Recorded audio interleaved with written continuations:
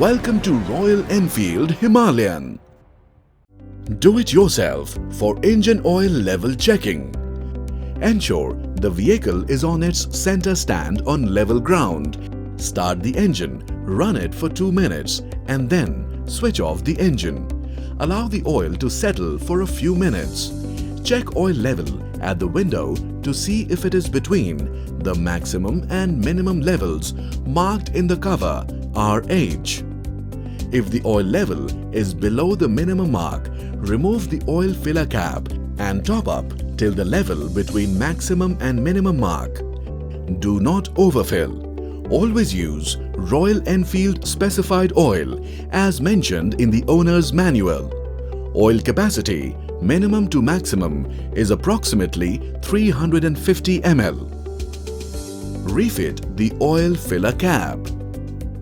That's it. You have done the engine oil level checking.